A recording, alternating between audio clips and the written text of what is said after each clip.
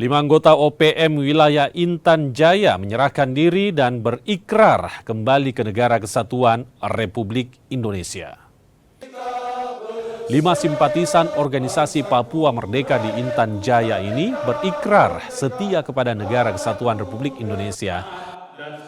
Bupati Intan Jaya, Aner Maisini bilang, anggota OPM ini menyerahkan diri karena ingin hidup normal seperti masyarakat pada umumnya.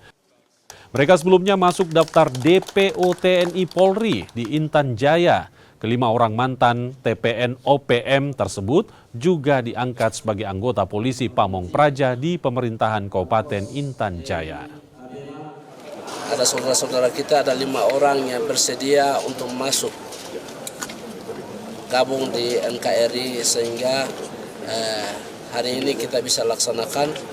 Kami pemerintah Intan Jaya ada tim penanganan konflik, dan Intan Jaya ini sudah lama masalah gangguan keamanan, tetapi puji Tuhan cara kerjasama kita pemerintah, TNI Polri dan semua pihak, tokoh gereja, tokoh adat, kepala desa dan semua pihak kita selalu mendukung program pemerintah daerah.